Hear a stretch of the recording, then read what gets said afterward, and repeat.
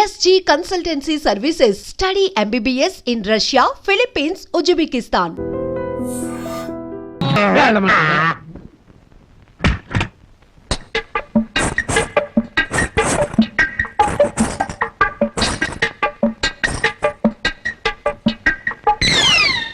ఏంటి బాబా ఇంత ఆలస్యం? ఏమే అనుకున్నది సాధించాలని నీ కొళ్ళు పొగరుగా ఉందా? నిన్ను జనక చేసేస్తా. ఏమన్నా చే రా బావా దగ్గరికి. నేను రాను. ఇలాగే మా ఊళ్ళో ఒకటి పెళ్లి చేసుకుని పెళ్ళాన్ని దగ్గరకు రానికపోతే ఊరంతా పెళ్లి కొడుకి గాజులు పువ్వులు పంపారు. అయితే మీ ఊరెళ్ళి ఆ పంపినోళ్ళ కాళ్ళు చేతులు విరిచేస్తాను. ఏమే నాతో పెట్టుకోకు. అబ్బా నువ్వు అలా ఏమీ అంటుంటే అలాగే హత్తుకు పోవాలనిపిస్తుంది. అనిపిస్తుందా? తాకి చూడు ఏం చేస్తాను. ఏం చేస్తావ్? ఒంటి మీద చెయ్యేసి చూడు ఏం చేస్తాను. ఏసేదా? ఏయ్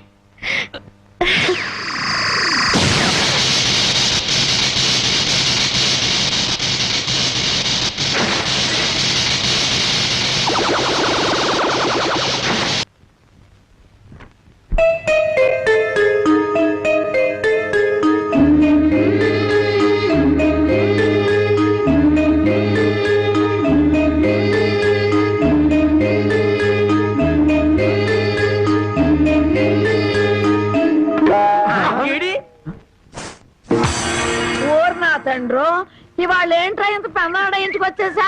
అబ్బే నేను మా ఆవిడ కోసం వచ్చా అనుకున్నావా? చచ్చా అయినా బామ్మ ఎంత బలవంతంగా పెళ్లి జరిగినా మన మర్యాద మనం చూపించాలి కదా. ఆ చేతిలో ఏంట్రా? మల్లెపూలు. ఈ చేతిలో? ఈ చేతిలో కూడా మల్లెపూలే. ఈ చేతిలో రా. ఇది హల్వా. హల్వా నాకు కొంచెం పెట్టవా? అమ్మో ఈ హల్వా నువ్వు తినకూడదు. తింటే నువ్వు తాతయ్యను వెతుకుంటూ వెళ్తావు. ఆ తర్వాత నా దిక్కెవరు చెప్పు. నన్నేనా? వస్తున్నా. ఎవరు పిలవలేదురా. స్వర్గలోకంలో ఉన్న మా తాతయ్య పిలిస్తే నీకు వినిపిస్తుంది కానీ లోపల నుంచి పిలిస్తే నీకేం వినిపిస్తుంది? వస్తున్నా ఉండు. వీడికి అన్ని తాత బుద్ధులే. ఆయన అంతే. ఎందుకు పిలిచావంట? నేను పిలిచానా? నేను పిలవలేదే. మరి బామ్మ చెప్పింది నువ్వు పిలిచావని. బామ్మ ఇంత చిన్న విషయానికి బామ్మను అడగడం దీనికి? అదే నీ కళ్ళు చాలా అందంగా ఉన్నాయి. నీ పళ్ళు అందంగా ఉన్నాయి. నీ ముక్కు కూడా అందంగా ఉంది. అయితే ఏంటంట? అదే అర్థం చేసుకోవాలి. మరి ఏం అర్థం చేసుకోవాలి? అదే నా టెన్షన్ అర్థం చేసుకోవాలి. ఇదిగో నీకోసం మల్లెపూలు తెచ్చాను. హల్వా నీ తర్వాత తెచ్చాను. అది అలా అర్థం చేసుకోవాలి.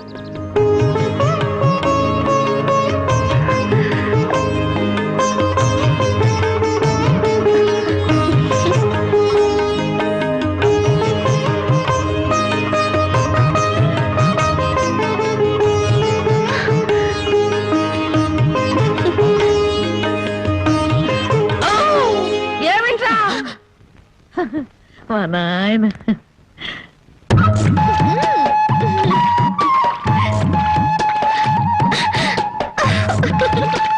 బామా అందరూ చెరువు కాడ చేపలు గడుగుతే మనోళ్ళంటే చేపలు గడుగుతున్నారు. ఆ మాత్రం తెలివి నీకుంటే మీ ఆవిడ ఎప్పుడో చేపలు గడగని నెల తప్పేస్తారేటే. చేపలు కడగటం కాదురా పిచ్చి సన్నాసి. హల్వా మల్లెపూల మహత్యం. నువ్వు కూడా మీ ఆవిడని చాప మీద కూర్చోబెట్టి హల్వా తినిపించి మల్లెపూలు తలలో పెట్టి చూడు. 3 నెలలు తిరగకుండానే వాంతులు చేసుకుంటా. హల్వానా? కాదురా సత్యనాడ ఇది. ఓ ఆయన ఇంతే. చాప మల్లెపూలు హల్వా. చాప మల్లెపూలు హల్వా.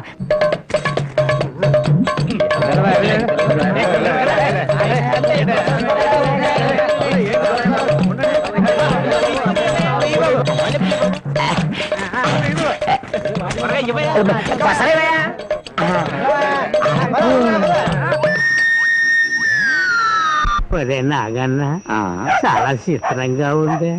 ఎంత పెందలాడే ఊరు జనం అంతా నిద్రపోయారు. కారణమైందిరా హల్వా మహత్యం. మొత్తం మీద బామ్మను మసక కొట్టి వచ్చేసా. ఈ రోజే నా వీపు తోముతావా? అబ్బా అంతమంది ముందు ఎలా తోమనండి? పిచ్చి మొహమా, ఇంత పొద్దున్నే ఎవరో వచ్చుండ్రు మనం తప్ప. ముందుగా నువ్వు నా వీపు తోము, ఆ తర్వాత నీ వీపు తోము.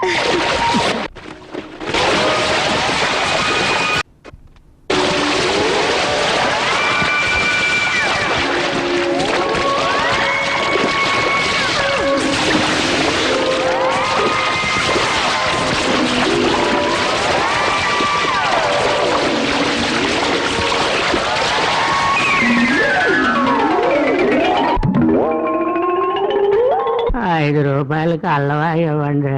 నువ్వు తప్పుకోరా, ఆ. ముందు నాకు ఇవ్వండి.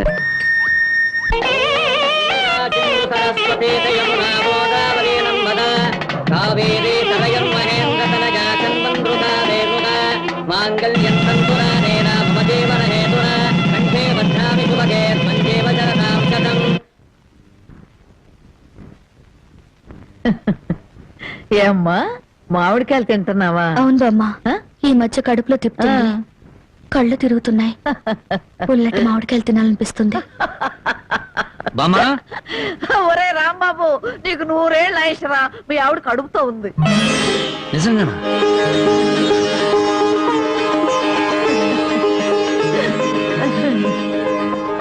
బామ్మ బామ్మ నువ్వు జరగవే, నా పెళ్ళాన్ని ఒకసారి ముద్దెట్టుకుని.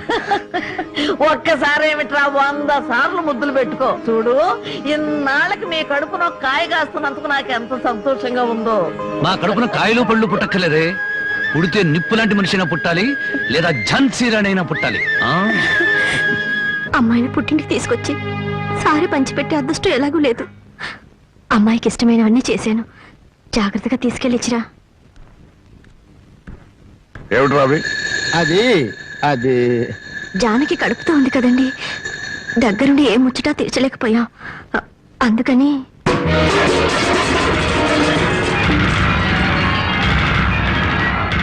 నీకంత ముచ్చటగా ఉంటే ఇంత విషయం కూడా పంపించు, తాగి చస్తుంది. కడుపుతో ఉన్న ఆడపిల్లలంతా మాట్లాడకండి. దాని కడుపులో పెరిగేది ఆ రాంబాబు గారు మూర్ఖత్వం, మోసం, దగ. నా పరువు తీసింది నా కూతురు కాదు, దాని కడుపులో ఉంది నా వారసత్వం కాదు. ఏనాడు చచ్చింది అనుకున్న దానికి పంపాల్సింది చీరలు సార్లు కాదే. దాని కర్మకాండకి చాటలో చాపలు పంపి ఒక ఏడు పెట్టి చురుకు. జనకి నువ్వు ఇలాంటప్పుడు బరువు పనులు చేయకూడదు. నేను చేయకపోతే ఇంకెవరు చేస్తారండి? ఇంటి పని వంట పని అంతా నేనే చేస్తాను.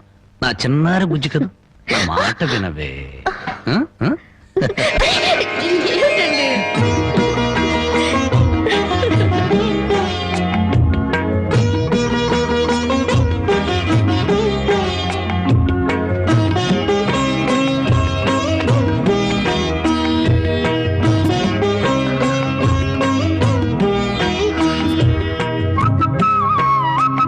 అమ్మా జానకి, నువ్వు వద్దమ్మా, నువ్వు చెయ్యొద్దు. నిండు చూలాలివి. నువ్వు లోపలికి వెళ్ళు, నేను ఉతుకుతా బట్టలు.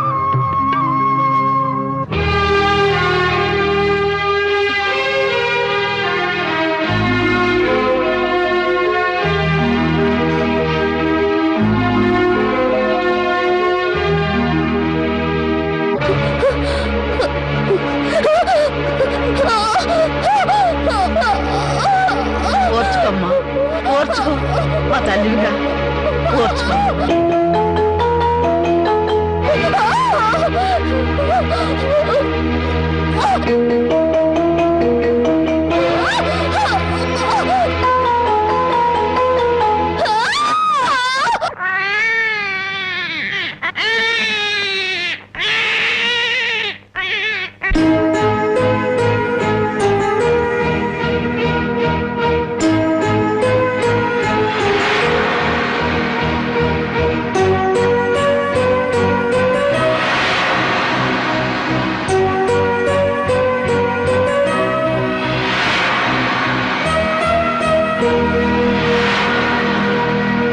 ఉన్న ఇంటి మీద బోళ్ళు అప్పు తెచ్చుకున్నారు. నోరెత్తడితే మీద పడి తంతాడని భయం. ఊరందరికీ న్యాయం చెప్పేవాడు మాకు అన్యాయం చేస్తే మేము ఎవరితో చెప్పుకోవాలి? 4 రోజుల్లో బాకీ తీర్చారా? తీర్చినట్టు. లేకపోతే పేకాట చెట్టు కింద పంచాయతీ పెట్టి మీ పరువు తీయాల్సి వస్తుంది.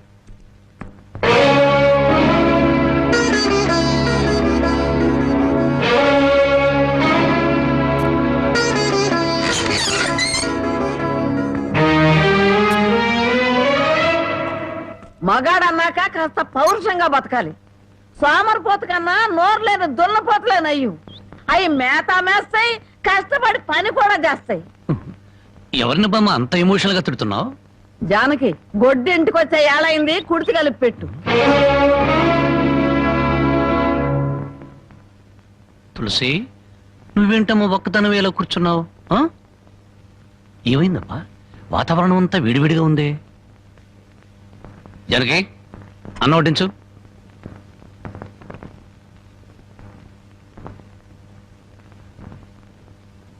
జనకి, నువ్వు అన్నం తిన్నావా?